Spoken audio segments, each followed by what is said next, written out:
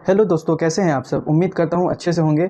दोस्तों, आज मैं आप सबके सामने एक ऐसे टॉपिक पे बात करने वाला हूँ जिसका आज हमारे समाज में बहुत ज़्यादा चर्चा हो रहा है, जो कि मोबाइल का रेडिएशन है। मोबाइल के रेडिएशन से हमारे ऊपर, हमारे स्वास्थ्य के ऊपर क्या क्या असर पड़ता है और उससे बचाव के लिए हम क्या क्या स्टेप उठा सकते हैं। तो चलिए शुरू करते हैं।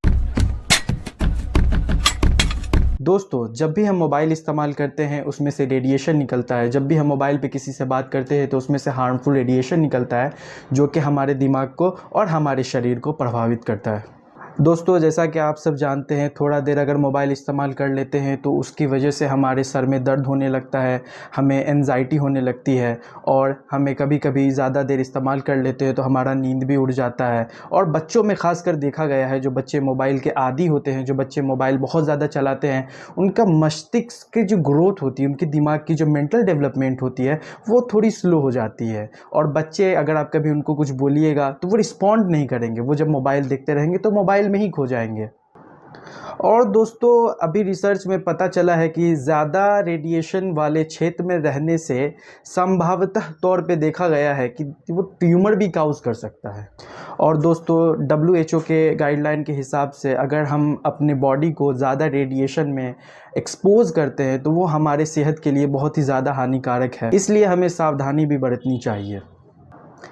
दोस्तों, सबसे पहले तो मोबाइल रेडिएशन से बचने के लिए हमें क्या क्या तरीका है जो अपनाना पड़ेगा। दोस्तों, अगर हम मोबाइल पे बात कर रहे हो तो हमारी पहली कोशिश ये होनी चाहिए कि हम स्पीकर पे बात करें। अगर वो नहीं हो पाए तो हम कम से कम ईयरफोन लगाएं, ताकि हमारे कान से हमारे मोबाइल का डिस्टेंस मेंटेन हो पाए, जो उसमें से रेडिएशन निकल रहा है उससे एक्सपोजर नहीं हो पाए हमारा। और हाँ, कोशिश ये करना है कि बच्चों को ज़्यादा देर तक मोबाइल नहीं देना है, मोबाइल नहीं चलाने देना है, क्योंकि इनसे उनके मस्तिष्क का जो डेवलपमेंट है वो स्लो हो जाता है। और कोशिश यह करना है कि अगर जब हम सो रहे हैं तो हमारे बेड पे जो मोबाइल है वो थोड़ा सा दूर हो, हमारे तकिए से दूर हो, या फिर अगर ज़रूरी पड़े, ऐसा अगर आप लोग को लगे कि किसी का कॉल नहीं आने वाला है तो अपने सहूलत के हिसाब से मोबाइल को आप फ्लाइट मोड में भी डाल सकते हैं।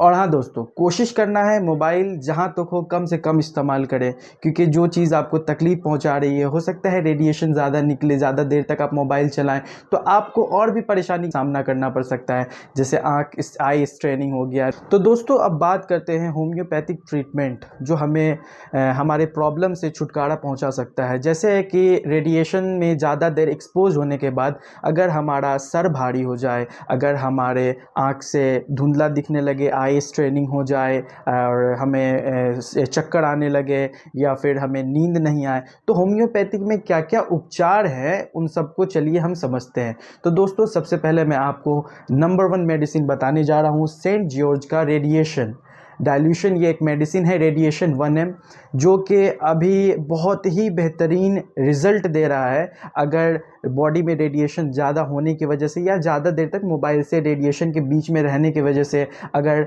आपको सर में दर्द हो, आपको चक्कर आने लगे, या फिर आपके बॉडी में फैटिग होने लगे, क्योंकि ज़्यादातर रेडिएशन के बीच में रहने से बॉडी में नहीं चाहते हुए भी एक अजीब सा तनाव दिखने को मिलता है। तो फैटिग के वजह से अगर इस तरह का सिम्टम्स आपको मिल रहा है तो ये रेडिएशन 1M जो मेडिसिन है वो बहुत ही बेहतरीन मेडिसिन है, बहुत ही लाभदायक मेडिसिन है। उसके बाद हम बात करते हैं दोस्तों कि अगर ज़्यादा मोबाइल चलाने की वजह से आपके आँख पे स्ट्रेनिंग हो गया हो, आई स्ट्रेन हो गया हो।